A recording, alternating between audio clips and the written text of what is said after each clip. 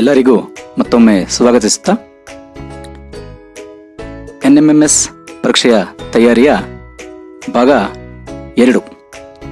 ಈ ವಿಡಿಯೋ ಸಂಪೂರ್ಣ ಶೈಕ್ಷಣಿಕ ಉದ್ದೇಶದಿಂದ ತಯಾರಿಸಲಾಗಿದ್ದು ಗ್ರಾಮೀಣ ಭಾಗದ ವಿದ್ಯಾರ್ಥಿಗಳಿಗೆ ಅನುಕೂಲವಾಗಲಿ ಅನ್ನೋ ಉದ್ದೇಶದಿಂದ ಈ ವಿಡಿಯೋವನ್ನು ತಯಾರಿಸಲಾಗಿದೆ. ಈ ಭಾಗ 2ರಲ್ಲಿ ನಾವು ಸಾಮಾನ್ಯ ಬೌದ್ಧಿಕ ಸಾಮರ್ಥ್ಯ ಪರೀಕ್ಷೆ ಅಂದರೆ ಜನರಲ್ ಮೆಂಟಲ್ ಎಬಿಲಿಟಿ ಟೆಸ್ಟ್ ಪತ್ರಿಕೆ 1ರಲ್ಲಿ ಕೇಳುವಂತಹ ಪ್ರಶ್ನೆಗಳನ್ನು ಸಣ್ಣದಾಗಿ ವಿಶ್ಲೇಷಿಸ್ತಾ ಹೋಗೋಣ. ಇದರಲ್ಲಿ ಮೊದಲನೇದು ನಂಬರ್ ಸೀರೀಸ್, ಸಂಖ್ಯಾ ಶ್ರೇಣಿಗಳು. ಸೊ ಈ ಭಾಗ 1 ಹಾಗೂ ಭಾಗ 2ರಲ್ಲಿ ಅನೇಕ ಪ್ರಶ್ನೆಗಳು ಲೆಕ್ಕದ ಮೇಲೇನೆ ಇರೋದ್ರಿಂದ ಸೊ ನಿಮಗೆ ಸರಳ ಲೆಕ್ಕಗಳನ್ನು ಮಾಡಲಿಕ್ಕೆ ಬರಬೇಕು, ಕೂಡುವುದು ಕಳೆಯುವುದು ಗೊತ್ತಿರಬೇಕು, ಸರಳ ಗುಣಾಕಾರ ಹಾಗೂ ಸರಳ ಭಾಗಾಕಾರದ ಲೆಕ್ಕಗಳು ಗೊತ್ತಿರಬೇಕು, ಕನಿಷ್ಠ 30ರವರೆಗೆ ಮಗ್ಗಿ ಗೊತ್ತಿರಬೇಕು, ಕನಿಷ್ಠ 10ರವರೆಗೆ ವರ್ಗಮೂಲವನ್ನು ಕಂಡುಹಿಡಿಯೋದು ಗೊತ್ತಿರಬೇಕು. ಅದರ ಜೊತೆಗೆ 10ರವರೆಗೆ ಕನಿಷ್ಠ ಘನಮೂಲವನ್ನು ಕಂಡುಹಿಡಿಯೋದು ನಿಮಗೆ ಗೊತ್ತಿದ್ರೆ ನಿಮಗೆ ಸುಲಭವಾಗಿ 25ರಿಂದ 30 ಅಂಕಗಳನ್ನು ಗಳಿಸಲಿಕ್ಕೆ ಅನುಕೂಲವಾಗುತ್ತೆ. ಸೊ ಇಲ್ಲಿ ಮೊದಲನೇ ಪ್ರಶ್ನೆಯನ್ನು ನೋಡೋಣ. 7, 13, 21 ಕ್ವಶನ್ ಮಾರ್ಕ್ 43 ಮತ್ತು 57 4 ಆಪ್ಷನ್ಸ್ಗಳನ್ನು ಕೊಟ್ಟಿರ್ತಾರೆ. ಸೊ ಇದು ನೀವು ಯಾವುದೇ ಸಂಖ್ಯಾ ಶ್ರೇಣಿಗಳನ್ನು ಲೆಕ್ಕ ಮಾಡುವಾಗ ಅಲ್ಲಿ ಗಮನಿಸಬೇಕಾಗಿರುವಂಥ ಅಂಶ ಅಂದರೆ ಒಂದು ಮತ್ತು ಇನ್ನೊಂದು ಸಂಖ್ಯೆಯ ಅಂತರ ಎಷ್ಟಿದೆ ಅಂತೇಳಿ, ಹಾಗೂ ಮೊದಲನೇ ಮತ್ತು ಕೊನೆಯ ಸಂಖ್ಯೆಯ ಅಂತರ ಎಷ್ಟಿದೆ. ಇಲ್ಲಿ ಅಷ್ಟಾಗಿ ದೊಡ್ಡ ಅಂತರ ಇಲ್ಲ. ಸೊ ಹಾಗಾಗಿ ಇಲ್ಲಿ ತುಂಬ ಸರಳವಾಗಿ ನಾವೇನು ಮಾಡೋಣ, ಒಂದರ ನಡುವೆ ಇವೆರಡರ ನಡುವೆ ಇರುವಂತಹ ವ್ಯತ್ಯಾಸಗಳನ್ನು ನೋಡ್ತಾ ಹೋಗೋಣ. ನೋಡಿ, 7 - 13 6, ಅದೇ ರೀತಿ 13 - 21 8. ಇಲ್ಲಿ ಯಾವ ಸಂಖ್ಯೆ ಇದೆ ಗೊತ್ತಿಲ್ಲ ನಮಗೆ. ಸೊ ಇವೆರಡು ನೋಡಿದ ತಕ್ಷಣ ನಮಗೊಂದು ಅಂದಾಜು ಸಿಗುತ್ತೆ, 2ರಿಂದ ಜಾಸ್ತಿ ಆಗ್ತಾ ಇದೆ 2ರ ವ್ಯತ್ಯಾಸ ಅಂತೇಳಿ. ಸೊ ಹಾಗಾಗಿ ಇಲ್ಲಿ ಬರುವ ಸಂಖ್ಯೆಯನ್ನು 21ರಿಂದ ಕಳೆದ್ರೆ 10 ಬರಬಹುದು. ಅದೇ ರೀತಿ ಈ ಸಂಖ್ಯೆಯಿಂದ 43ಅನ್ನು ಕಳೆದ್ರೆ 12 ಬರಬಹುದು. ಹಾಗೂ ಕೊನೆದು ಗೊತ್ತಿದೆ ನಮಗೆ 43 ಮತ್ತು 57, ಅವೆರಡನ್ನು ಕಳೆದಾಗ 14 ಬರುತ್ತೆ. ನಮ್ಮ ಊಹೆ ಇಲ್ಲಿ ಸರಿಯಾಗಿದೆ ಅಂತ ಗೊತ್ತಾಗುತ್ತೆ. ನೋಡಿ, 6 2 ಜಾಸ್ತಿ ಆಗಿದೆ 8, 10, 12 ಮತ್ತು 14. ಹಾಗಾದರೆ ಉತ್ತರವನ್ನು ಕಂಡುಹಿಡಿಯೋದು ಹೇಗೆ? ಈಗ ಇಲ್ಲಿ ನೋಡ್ಬೋದು ನೀವು, 7 ಮತ್ತು 6ಅನ್ನು ಸೇರಿಸಿದ್ರೆ 13 ಬಂತು, 13 ಮತ್ತು 8ಅನ್ನು ಸೇರಿಸಿದ್ರೆ 21. ಅದೇ ರೀತಿ 21 ಮತ್ತು 10ಅನ್ನು ಸೇರಿಸಿದ್ರೆ ಯಾವ ಸಂಖ್ಯೆ ಇಲ್ಲಿ ಬರುತ್ತೋ ಅದೇ ನಮ್ಮ ಉತ್ತರವಾಗಿರುತ್ತೆ. ಹಾಗಾಗಿ ಇಲ್ಲಿ ಉತ್ತರ ಯಾವುದು? 31. ಕನ್ಫರ್ಮ್ ಮಾಡ್ಕೊಳ್ಳಿಕ್ಕೆ ನೋಡಿ, 31ಅನ್ನು 43ರಲ್ಲಿ ಕಳೆದ್ರೆ ನಮಗೆ ಸಿಗುವಂತಹ ವ್ಯತ್ಯಾಸ 12. ಸೊ ಹಾಗಾಗಿ ಇಲ್ಲಿ ಸರಿಯಾದ ಉತ್ತರ ಯಾವುದು? 31. ಹೌದು, 7ರಿಂದ 13 ಕಳೆದ್ರೆ ಮೈನಸ್ ಬರುತ್ತೆ, ಆದರೆ ಇಲ್ಲಿ ಚಿಹ್ನೆಯ ಲೆಕ್ಕ ಇಟ್ಕೊಳ್ಳೋದು ಬೇಡ. ಇಲ್ಲಿ ನಮಗೆ ವ್ಯತ್ಯಾಸ ಅಷ್ಟೇ ಗೊತ್ತಾಗಬೇಕು. ಈ ಥರ ವ್ಯತ್ಯಾಸಗಳನ್ನು ನಾವು ಮಾಡ್ತಾ ಹೋದಾಗ ನಮಗೆ ಒಂದು ನಿಖರವಾದ ಉತ್ತರ ಸಿಗುತ್ತೆ. ಈಗ 2ನೇ ಪ್ರಶ್ನೆ ನೋಡೋಣ. 3, 6, 12, 21, 33, 48 ಕ್ವಶನ್ ಮಾರ್ಕ್ 4 ಆಪ್ಷನ್ಸ್ ಇದೆ. ಉತ್ತರ ನೋಡೋಣ. ಇಲ್ಲೂ ಅಷ್ಟೇ ವ್ಯತ್ಯಾಸಗಳನ್ನು ಕಂಡುಹಿಡಿತಾ ಹೋದಾಗ ಸೊ 2 ಸಂಖ್ಯೆಗಳ ನಡುವೆ ಇರ್ತಕ್ಕಂಥ ವ್ಯತ್ಯಾಸ ನೋಡ್ಬೋದು. 3 ಇದೆ, ಆಮೇಲೆ 6 ಆಯಿತು, ಅಂದರೆ 3ರಿಂದ ಜಾಸ್ತಿ ಆಗ್ತಾ ಇದೆ ಅನ್ನೋದು ನಮಗೆ ಗೊತ್ತಾಗುತ್ತೆ. ಸೊ 15 ಆಯಿತು, ಕೊನೆಗೆ ಗೊತ್ತಿಲ್ಲ ನಮಗೆ. ಸೊ 48ಅನ್ನು ಕೊನೆಯ ಸಂಖ್ಯೆಯಲ್ಲಿ ಕಳೆದಾಗ ಬರುವಂತಹ ವ್ಯತ್ಯಾಸ ಎಷ್ಟು? 18.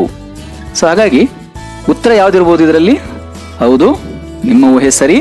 48 ಮತ್ತು 18ಅನ್ನು ಸೇರಿಸಿದ್ರೆ ಯಾವ ಉತ್ತರ ಬರುತ್ತೋ ಇದಿಷ್ಟರಲ್ಲಿ ಅದೇ ಸರಿಯಾದ ಉತ್ತರ. ಸೊ ಯಾವ್ದು ಇದರಲ್ಲಿ ಸರಿಯಾದ ಉತ್ತರ? ಹೌದು, 66. ಮುಂದಿನ ಪ್ರಶ್ನೆ ನೋಡೋಣ.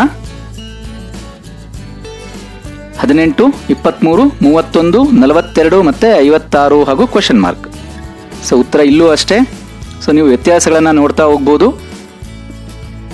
ಪ್ರತಿ ವ್ಯತ್ಯಾಸಕ್ಕೂ ಕೂಡ ಮತ್ತೆ ವ್ಯತ್ಯಾಸ ಇದೆ, 3 ವ್ಯತ್ಯಾಸ ಇದೆ. ವ್ಯತ್ಯಾಸಗಳಿಗೆ ಮತ್ತೆ 3 ವ್ಯತ್ಯಾಸ ಇದೆ. ಅಂದರೆ 5 ಮತ್ತು 8ರ ನಡುವೆ 3, 8ಕ್ಕೆ 3 ಸೇರಿಸಿದ್ರೆ 11. ಹಾಗಾಗಿ 3 ಜಾಸ್ತಿ ಆಗ್ತಾ ಹೋಗಿದೆ. ಇಲ್ಲಿ ವ್ಯತ್ಯಾಸ 3 ಜಾಸ್ತಿ ಆಗ್ತಾ ಹೋಗಿದೆ. ಸೊ ಕೊನೆಗೆ 56 ಪ್ಲಸ್ 17 ಸೇರಿಸಿದ್ರೆ ಯಾವ ಉತ್ತರ ಬರುತ್ತೋ ಅದೇ ನಮಗೆ ಸರಿಯಾದ ಉತ್ತರ. ಹೌದು, 56 ಮತ್ತು 17ನ ಸೇರಿಸಿದಾಗ ಬರುವಂತಹ ಉತ್ತರ 73.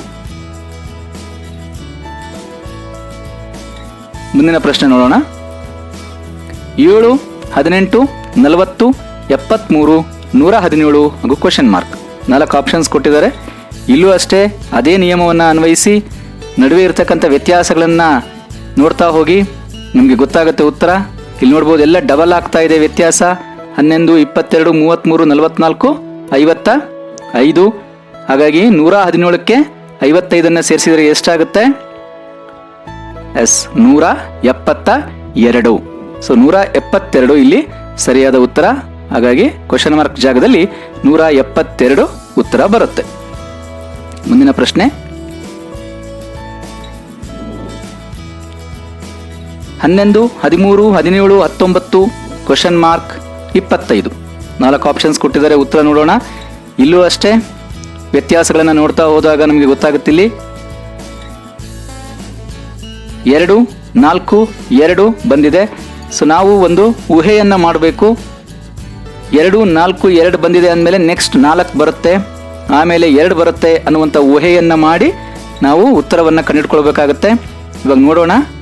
19ಕ್ಕೆ 4 ಸೇರಿಸಿದ್ರೆ ಉತ್ತರ 23 ಆಗುತ್ತೆ. ಸೊ 19ರಲ್ಲಿ 23, 23ರಲ್ಲಿ 19 ಹೋದರೆ 14 ಆಗುತ್ತೆ. ಅದೇ 23 ಇಲ್ಲಿ ಹಾಕಿ 25ರಲ್ಲಿ 23 ಹೋದರೆ 2 ಆಗುತ್ತೆ. ಹಾಗಾಗಿ ಸರಿಯಾದ ಉತ್ತರ ಯಾವುದು?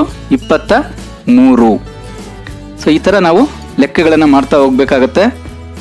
ಮುಂದಿನ ಪ್ರಶ್ನೆ 3, 5, 9, 17, 33 ಕ್ವಶನ್ ಮಾರ್ಕ್.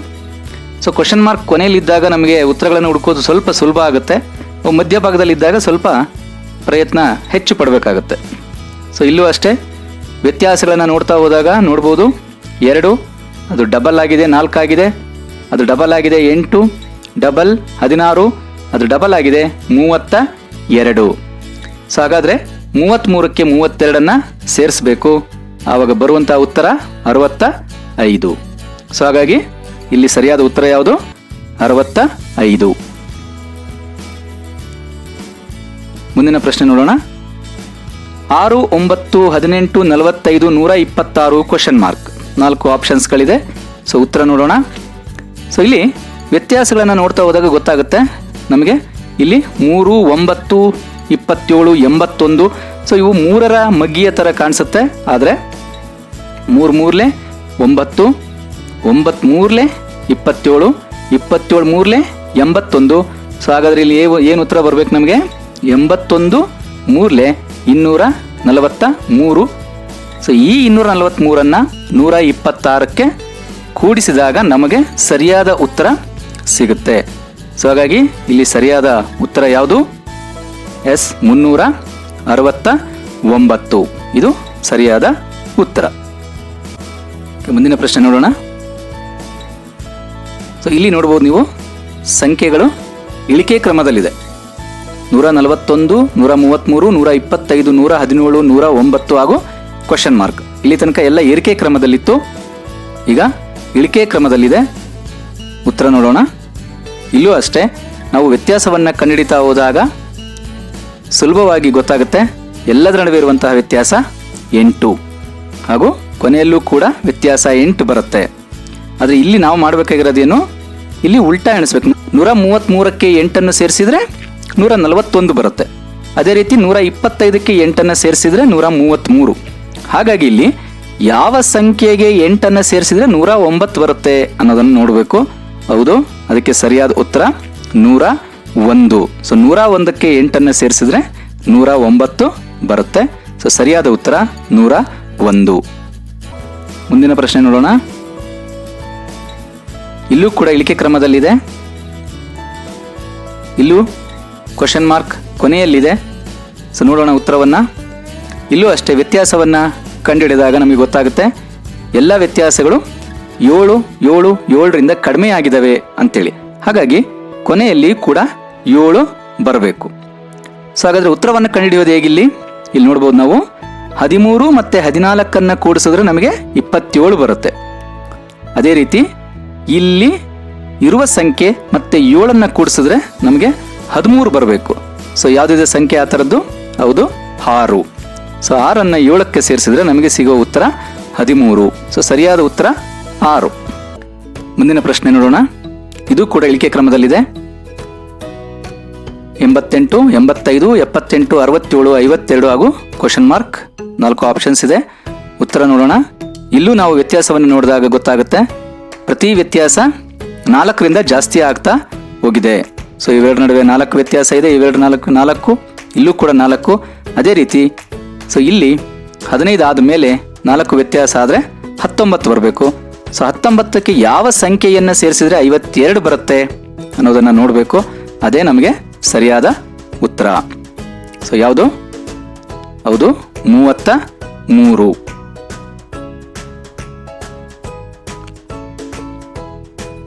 ಮುಂದಿನ ಪ್ರಶ್ನೆ ನೋಡೋಣ.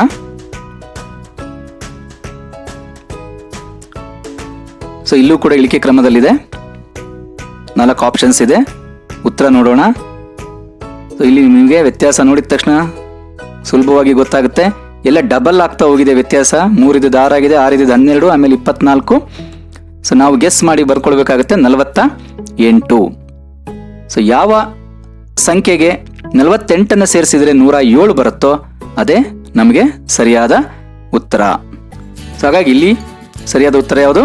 59. 48ಕ್ಕೆ 59ಅನ್ನು ಸೇರಿಸಿದ್ರೆ ನಮಗೆ 107 ಸಿಗುತ್ತೆ. ಮುಂದಿನ ಪ್ರಶ್ನೆ ನೋಡೋಣ. ಸೊ ಇಲ್ಲಿ ಇದುವರೆಗೂ ಬಂದಂಥ ಪ್ರಶ್ನೆಗಳಿಗಿಂತ ಸ್ವಲ್ಪ ಭಿನ್ನವಾದ ಪ್ರಶ್ನೆ ಬಂದಿದೆ. ಒಂದೇ ಸಂಖ್ಯೆ 2 ಸಾರಿ ರಿಪೀಟ್ ಆಗಿದೆ. 6, 6, 7, 11, ಕ್ವಶನ್ ಮಾರ್ಕ್ 36 ಹಾಗೂ 61. ಸೊ ಇಲ್ಲೂ ಅಷ್ಟೇ, ನೀವು ಮೊದಲಿಗೆ ಅಪ್ಲೈ ಮಾಡಬೇಕಾಗಿರ್ತಕ್ಕಂಥ ರೂಲ್ ಯಾವುದಪ್ಪ? ಎರಡು ನಡುವೆ ಇರತಕ್ಕಂಥ ವ್ಯತ್ಯಾಸವನ್ನು ಕಂಡುಹಿಡಿಯೋದು. ನೋಡಿ, ಇಲ್ಲಿ 6 ಮತ್ತು -6 0 ಬಂದಿದೆ, 6 ಮತ್ತು 7 -1 ಬಂದಿದೆ. ಸೊ ಇದೇ ರೀತಿ ನಾವು ನೋಡ್ತಾ ಹೋದ ಹಾಗೆ ನಮಗಿಲ್ಲಿ ಸಿಕ್ಕಂಥ ಉತ್ತರಗಳೆಷ್ಟು? 0, 1, 4, 9, 16 ಹಾಗೂ 25. ಸೊ ಇವೆಲ್ಲ ಏನಾಗಿದೆ ನೋಡ್ಬೋದು, 0, 1, 2, 3, 4 ಮತ್ತು 5ರ ವರ್ಗಮೂಲಗಳಾಗಿದ್ದಾವೆ. ಸೊ ಹಾಗೆ ಅದಕ್ಕೆ ನಾನು ಹೇಳಿದ್ದು ನಿಮಗೆ ಕನಿಷ್ಠ ಪಕ್ಷ 10ರ ತನಕನಾದರೂ ನಿಮಗೆ ವರ್ಗಮೂಲ ಹಾಗೂ ಘನಮೂಲಗಳು ಗೊತ್ತಿದ್ರೆ ಇಂಥ ಲೆಕ್ಕಗಳನ್ನು ಸುಲಭವಾಗಿ ನೀವು ಬಿಡಿಸಬಹುದು. ಸೊ ಹಾಗಾಗಿ ಇಲ್ಲಿ ನೋಡ್ಬೋದು. ಸೊ ಇಲ್ಲಿ 6 + 1 7 ಆಯಿತು, 7 + 4 11, ಅದೇ ರೀತಿ 11 + 9 ಎಷ್ಟಾಗುತ್ತೆ? 20. ಇಲ್ಲಿ ಸರಿಯಾದ ಉತ್ತರ ಯಾವುದು? 20. ಅದೇ 20ಅನ್ನು ಇಲ್ಲಿ ಹಾಕಿದ್ರೆ ಸೊ 20 - 36 ಉತ್ತರ 16. ಸೊ ಹಾಗಾಗಿ ಇಲ್ಲಿ ಉತ್ತರ ಯಾವುದು? 20. ಮುಂದಿನ ಪ್ರಶ್ನೆ 11, 15, 24, ಕ್ವಶನ್ ಮಾರ್ಕ್ 65, 101. ಇಲ್ಲೂ ಅಷ್ಟೇ, ಮೊದಲು ವ್ಯತ್ಯಾಸ ತೆಗೆದುಕೊಳ್ಳಿ. ಸೊ ವ್ಯತ್ಯಾಸ ತಗೊಂಡಾಗ ನೀವು ಅವುಗಳನ್ನು ಒಂದರ ಜೊತೆಗೊಂದು ತುಲನೆ ಮಾಡಿದಾಗ ನಿಮಗೆ ಗೊತ್ತಾಗುತ್ತೆ. ಸೊ ಇಲ್ಲೂ ಕೂಡ ಆ ವ್ಯತ್ಯಾಸಗಳೇನಿದಾವಲ್ಲ ಅವೆಲ್ಲವೂ ವರ್ಗಮೂಲಗಳು. ಇದು 2ರದ್ದು, ಇದು 3ರದ್ದು, ಇದು 4, 5 ಹಾಗೂ 6. ಸೊ ಆ ಸಂಖ್ಯೆ ಗೊತ್ತಾದರೆ ಸಾಕು, ನಿಮಗೆ ಮುಂದೆ ಏನು ಮಾಡಬೇಕಂತ ಗೊತ್ತಿದೆ. ಅವೆರಡನ್ನ ಕೂಡಿಸ್ಬೇಕು. ಯಾವುದು? ಇಲ್ಲಿ 24 ಮತ್ತು 16 ಕೂಡಿಸಿದಾಗ ನಮಗೆ ಸಿಗುವಂಥ ಉತ್ತರ 40. ಈ ಪ್ರಶ್ನೆಗೆ ಉತ್ತರ ಯಾವುದು? 40. ಸೊ 24 - 40 16 ಸಿಗುತ್ತೆ. 40 - 65 ನಮಗೆ 25 ಸಿಗುತ್ತೆ. ಹಾಗಾಗಿ ಸರಿಯಾದ ಉತ್ತರ ಯಾವುದು? 40. ಮುಂದಿನ ಪ್ರಶ್ನೆ 7, 26, 63, 124, ಕ್ವಶನ್ ಮಾರ್ಕ್. ಇಲ್ಲಿ ಒಂದು ರೂಲ್ ಅಪ್ಲೈ ಮಾಡೋಣ, n³ - 1 ಅಂತೇಳಿ. ನೋಡಿ, ಉತ್ತರ ನೋಡಿದಾಗ ಗೊತ್ತಾಗುತ್ತೆ ನಿಮಗೆ. ನಾನು ಆವಾಗಲೇ ಹೇಳಿದೆ ನಿಮಗೆ, ಮೊದಲೇ ಮತ್ತು ಕೊನೆಯ ಸಂಖ್ಯೆಯ ಅಂತರ ತುಂಬ ಹೆಚ್ಚಾಗಿದ್ದರೆ ನೀವು ಸ್ವಲ್ಪ ವರ್ಗಮೂಲ ಮತ್ತು ಘನಮೂಲದ ಕಡೆಗೆ ಗಮನ ಹರಿಸಬೇಕಾಗುತ್ತೆ. ಇಲ್ಲಿ ನೋಡ್ಬೋದು 7 ಇದೆ, 7ರಿಂದ 124ಕ್ಕೆ ಹೋಗಿದೆ ಸೀದಾ. ಸೊ ಈ ಥರ ವ್ಯತ್ಯಾಸ ಇದ್ದಾಗ ನೀವು ಮೊದಲು ಮೈನಸ್ ಮಾಡಿ ನೋಡಿ, ಸಿಗದೇ ಇದ್ದ ಪಕ್ಷದಲ್ಲಿ ವರ್ಗಮೂಲ ಹಾಗೂ ಘನಮೂಲಗಳ ಕಡೆಗೆ ಗಮನ ಹರಿಸಬೇಕು. ಸೊ ಇಲ್ಲಿ ನೋಡ್ಬೋದು ರೂಲ್ ಯಾವುದಿದೆ, ಇಲ್ಲಿ n³ - 1 ಅಂದರೆ ಇಲ್ಲಿ 7 ಯಾವಾಗ ಸಿಗುತ್ತೆ ನಮಗೆ? 2ರ ಘನಮೂಲ -1 ಆದಾಗ 7 ಸಿಗುತ್ತೆ. ಅದೇ ರೀತಿ 3ರ ಘನಮೂಲ -1 26, 4ರ ಘನಮೂಲ -1 63, 5ರ ಘನಮೂಲ -1 124. ಸೊ ನಿಮ್ಗೆ ಆಟೋಮೆಟ್ಲಿ ಗೊತ್ತಾಗುತ್ತೆ ಅಲ್ಲಿ 6ರ ಘನಮೂಲ -1 ಸೊ 6ರ ಘನಮೂಲ ನಿಮಗೆ ಗೊತ್ತಿದೆ 216. ಸೊ -1 ಹೋದರೆ ಸೊ ಸಿಗುವಂಥ ಉತ್ತರ ಎಷ್ಟು? 215. ಮುಂದಿನ ಪ್ರಶ್ನೆಗೆ ಹೋಗೋಣ. ಸೊ ಇಲ್ಲೂ ಅಷ್ಟೇ ನಿಮಗೆ ಪ್ರಶ್ನೆ ನೋಡಿದ ತಕ್ಷಣ ಗೊತ್ತಾಗುತ್ತೆ ಇಲ್ಲಿ ಘನಮೂಲ ಅಥವಾ ವರ್ಗಮೂಲ ಯಾವುದಾದ್ರೂ ಒಂದು ಬಂದಿದ್ದೇ ಇರುತ್ತೆ ಅಂತೇಳಿ. ಯಾಕಂದರೆ ವ್ಯತ್ಯಾಸ ನೋಡ್ಬೋದು, 5ರಿಂದ ಸೀದಾ 220ಕ್ಕೆ ಹೋಗಿದೆ. ಸೊ ಉತ್ತರ ನೋಡೋಣ. ಇಲ್ಲೂ ಅಷ್ಟೇ ಒಂದು ನಿಯಮ ಅನ್ವಯ ಆಗುತ್ತೆ, ಘನಮೂಲ +4. ಸೊ ಇಲ್ಲಿ 1ರ ಘನಮೂಲ, 2ರ ಘನಮೂಲ +4, 3ರ ಘನಮೂಲ +4. ಈ ಥರ ನೀವು ಮಾಡ್ತಾ ಹೋದಾಗ ನಿಮಗೆ ಇಲ್ಲಿ ಉತ್ತರ ಸಿಗುತ್ತೆ. ಮುಂದಿನ ಪ್ರಶ್ನೆ ನೋಡೋಣ. 10, 30, 68, 130, 222 ಕ್ವಶನ್ ಮಾರ್ಕ್. ಇಲ್ಲೂ ಅಷ್ಟೇ ಸಂಖ್ಯೆಗಳು ಒಂದೇ ಸಾರಿ ಏರಿಕೆ ಆಗ್ತಾ ಹೋಗಿರೋದ್ರಿಂದ ಇಲ್ಲೂ ವರ್ಗಮೂಲ ಅಥವಾ ಘನಮೂಲದ ಪ್ರಯೋಗವನ್ನು ಮಾಡಬೇಕಾಗುತ್ತೆ. ಇಲ್ಲಿರುವ ನಿಯಮ ಯಾವುದು? ಘನಮೂಲ +n. ಸೊ ಯಾವುದರ ಘನಮೂಲ ಆಗಿದೆಯೋ ಅದನ್ನೇ ಅದಕ್ಕೆ ಸೇರಿಸ್ತಾ ಹೋಗಬೇಕು. ನೋಡೋಣ ಉತ್ತರ.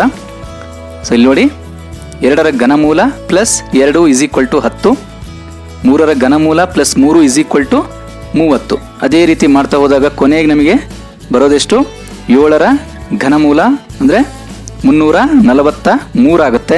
ಅದಕ್ಕೆ 7ಅನ್ನು ಸೇರಿಸಿದ್ರೆ ನಮಗೆ ಸಿಗುವಂಥ ಉತ್ತರ 350.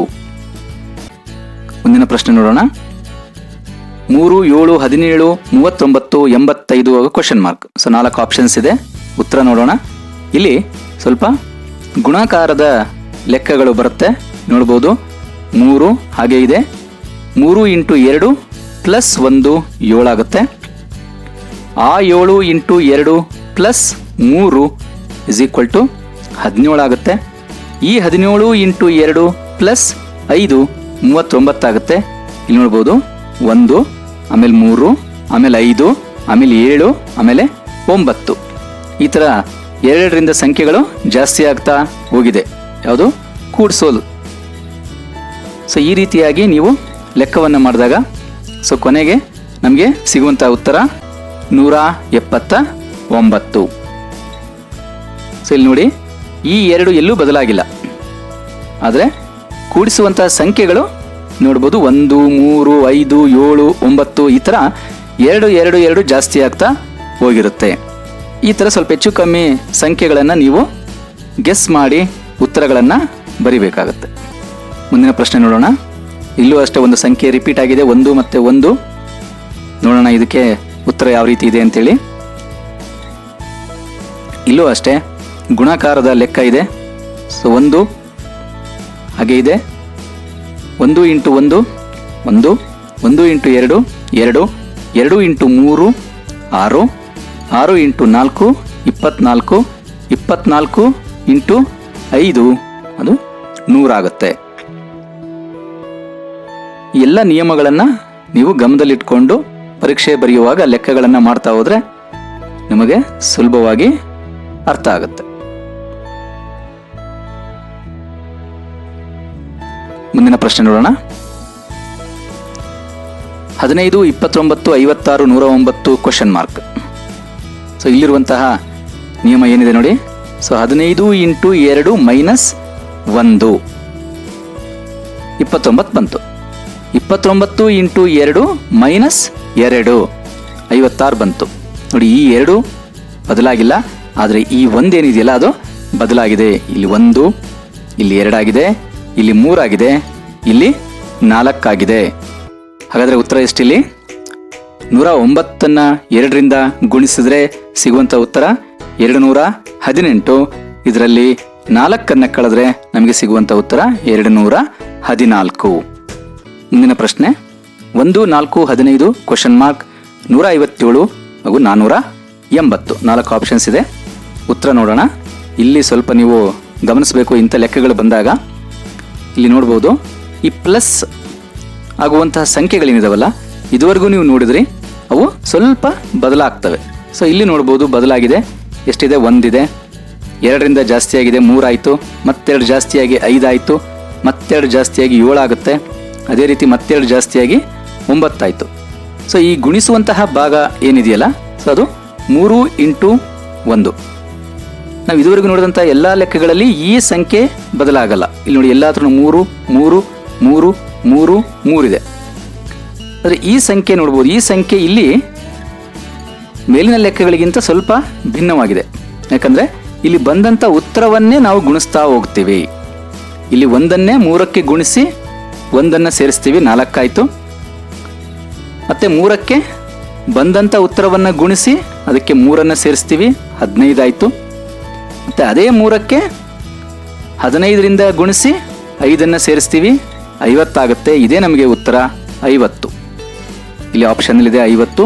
ಕನ್ಫರ್ಮೇಷನ್ಗೆ ಮತ್ತೆ ನಾವು ಅದನ್ನು ಮುಂದುವರಿಸಿದ್ರೆ ಆ 50ನ್ನು 3ರಿಂದ ಗುಣಿಸಿ ಅದಕ್ಕೆ ಮತ್ತೆ 7ನ್ನು ಸೇರಿಸಿದರೆ ಅದು 157 ಆಯಿತು. ಆ 157ನ್ನು 3ರಿಂದ ಗುಣಿಸಿ 9ನ್ನು ಸೇರಿಸಿದರೆ ಅದು 480 ಆಯಿತು. ಸೊ ಈ ರೀತಿಯಾದಂತಹ ಲೆಕ್ಕಗಳು ಬಂದಾಗ ನೀವು ಸ್ವಲ್ಪ ಹುಷಾರಾಗಿ ಅವುಗಳನ್ನು ಲೆಕ್ಕ ಮಾಡಬೇಕಾಗುತ್ತೆ. ಮುಂದಿನ ಪ್ರಶ್ನೆ. ಸೊ ಇಲ್ಲಿ ನೋಡ್ಬೋದು ಸ್ವಲ್ಪ ಬದಲಾಗಿದೆ. ಇಲ್ಲಿ 1/3, 2/7, 4/15, 8/31, ಕ್ವಶನ್ ಮಾರ್ಕ್, 32/127. ಈ ಥರ ಕೊಟ್ಟಾಗ ಯಾವುದೇ ರೀತಿ ಗಾಬರಿ ಆಗೋದು ಬೇಡ.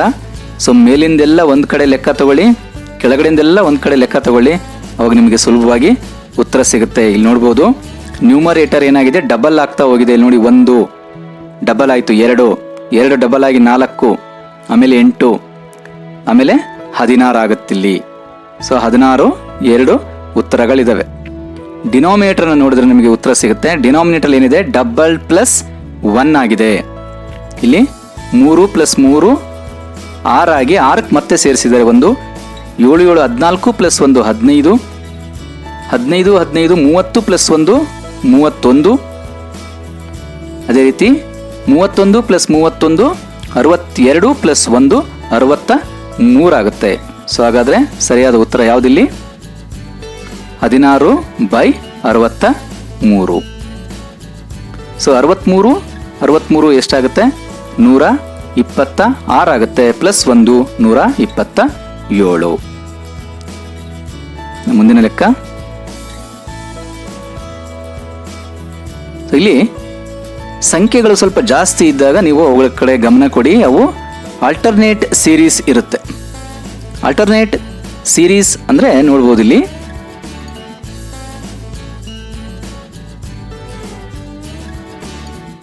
ನೋಡಿ 8, 24, 72, 216 ಇದು ಒಂದು ಗುಂಪಾದರೆ 108, 36 ಮತ್ತು 12 ಇದು ಒಂದು ಗುಂಪು. ಸೊ ನಿಮ್ಮ ಅನುಕೂಲಕ್ಕೆ ನೀವು ಅವೆರಡನ್ನು ಬೇರೆ ಮಾಡ್ಕೊಳ್ಳಿ. ನೋಡಿ 8, 24, 72, 216 ಒಂದು ಕಡೆ ಆದರೆ ಇನ್ನು 108, 36 ಇಲ್ಲಿ ಕ್ವಶನ್ ಮಾರ್ಕ್ ಇದೆ, ಅದನ್ನು ನೀವು ಒಂದು ಕಡೆ ಮಾಡ್ಕೊಳ್ಳಿ. ಸೊ ಆಗ ನಿಮಗೆ ಮೇಲಿನ ಯಾವುದಾದ್ರೂ ಒಂದು ರೂಲ್ಸನ್ನು ಅಪ್ಲೈ ಮಾಡಿ. ಸೊ ಇದರ ಉತ್ತರವನ್ನು ಕಂಡುಹಿಡಿಯಿರಿ, ಇದರ ಉತ್ತರವನ್ನು ಸಪ್ರೇಟಾಗಿ ನೀವು ಕಂಡುಹಿಡಿಬೋದು. ಈಗ ನೋಡ್ಬೋದು ಇಲ್ಲಿ ಮೇಲಿಂದು ಯಾವ ಥರ ಇದೆ ರೂಲ್ಸು. 8, 8 3 24, 24 3 72, 72 3 216. ಇಲ್ಲಿ ಕ್ವಶನ್ ಮಾರ್ಕ್ ಇಲ್ಲ, ಇದು ಸೀರೀಸ್ ಕಂಪ್ಲೀಟ್ ಆಗಿದೆ. ಇನ್ನು ಕೆಳಗಡೆ ನೋಡೋದಾದರೆ ಇಲ್ಲಿ ಭಾಗಾಕಾರ ಮಾಡಿದ್ದಾರೆ. 108, 108/3 36, ಅದೇ ರೀತಿ 36/3 12. ಸೊ ಈ ರೀತಿ ನೀವು ಆಲ್ಟರ್ನೇಟ್ ಸೀರೀಸ್ಗಳನ್ನು ಕೊಟ್ಟಾಗ, ಆಲ್ಟರ್ನೇಟ್ ಸೀರೀಸ್ ಅಂತ ಗೊತ್ತಾಗೋದು ಹೇಗೆ, ಸ್ವಲ್ಪ ಸಂಖ್ಯೆ ಹೆಚ್ಚಾಗಿರ್ತವೆ.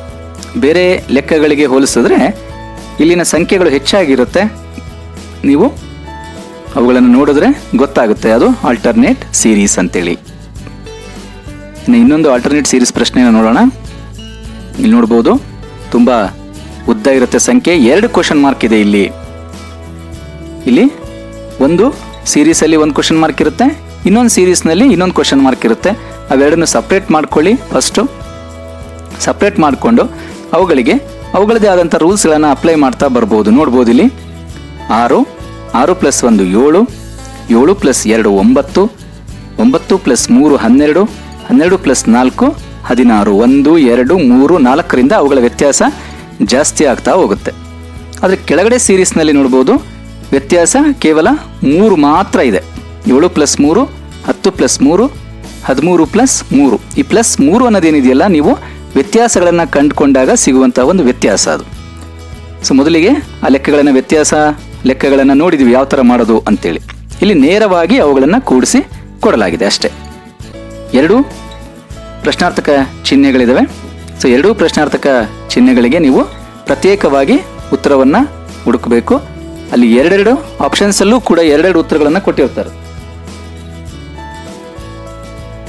ಸೊ ಇಲ್ಲಿ ಮೊದಲನೇದಕ್ಕೆ 16, ಸೊ ಎರಡನೇದರಲ್ಲಿ 13. ಸೊ ಹಾಗಾಗಿ ಉತ್ತರ 4, 13 ಹಾಗೂ 16. ಮುಂದಿನ ಪ್ರಶ್ನೆ, ಇದು ಕೂಡ ಒಂದು ಆಲ್ಟರ್ನೇಟ್ ಸೀರೀಸ್ ಆಗಿದೆ. ಫಸ್ಟ್ ಬೇರೆ ಮಾಡ್ಕೊಳ್ಳಿ, ಅವೆರಡನ್ನು ಬೇರೆ ಮಾಡಿಕೊಂಡು ಅವಕ್ಕೆ ತಮ್ಮದೇ ಆದಂಥ ರೂಲ್ಸ್ಗಳನ್ನು ಅಪ್ಲೈ ಮಾಡಿ. ಇಲ್ಲಿ ನೋಡ್ಬೋದು ಕೇವಲ ಎರಡೆರಡು ವ್ಯತ್ಯಾಸ ಇದೆ. ಸೊ ಮೊದಲಿಗೆ ಯಾವ ಥರ ಮಾಡಿದ್ವು ಲೆಕ್ಕಗಳನ್ನು ಅದೇ ಥರ ವ್ಯತ್ಯಾಸ ಕಂಡುಹಿಡಿದು ಮಾಡಿದ್ರೆ ಇಂಥ ಲೆಕ್ಕಗಳು ತುಂಬ ಸುಲಭವಾಗಿ ಬಿಡಿಸ್ಬೋದು. ಕೆಳಗಡೆನೂ ಅಷ್ಟೇ ವ್ಯತ್ಯಾಸ ಎರಡೆರಡಿದೆ. ಸೊ ಹಾಗಾಗಿ ನಿಮಗೆ ಉತ್ತರ ಅಲ್ಲಿ ಸುಲಭವಾಗಿ ಸಿಗುತ್ತೆ. ಉತ್ತರ ಎಷ್ಟು? 35. ಮುಂದಿನ ಪ್ರಶ್ನೆ, ಇದು ಕೂಡ ಆಲ್ಟರ್ನೇಟ್ ಸೀರೀಸ್ ಆಗಿದೆ. ಮೊದಲು ಬೇರೆ ಮಾಡ್ಕೊಳ್ಳಿ, ಬೇರೆ ಮಾಡಿಕೊಂಡು ಬೇರೆ ಬೇರೆ ಸೀರೀಸ್ಗಳಿಗೆ ಅವುಗಳದೇ ಆದಂಥ ರೂಲ್ಸ್ಗಳನ್ನು ಅಪ್ಲೈ ಮಾಡಿ ವ್ಯತ್ಯಾಸಗಳನ್ನು ಕಂಡುಹಿಡ್ಕೊಳ್ಳಿ. ವ್ಯತ್ಯಾಸ ಕಂಡುಹಿಡಿದ ತಕ್ಷಣ ನಿಮಗೆ ಗೊತ್ತಾಗುತ್ತೆ ಸೊ ಅವುಗಳ ನಡುವೆ ಇರುವಂಥ ವ್ಯತ್ಯಾಸಗಳು. ಆಗ ನಿಮಗೆ ಸುಲಭವಾಗಿ ಲೆಕ್ಕವನ್ನು ಮಾಡಲಿಕ್ಕೆ ಅನುಕೂಲ ಆಗುತ್ತೆ.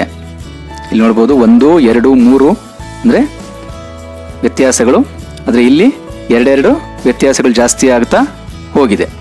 ಸೊ ಇಲ್ಲಿ ಉತ್ತರ 8. ಸೊ ಇಲ್ಲಿಗೆ ಈ ಭಾಗವನ್ನು ಮುಗಿಸೋಣ.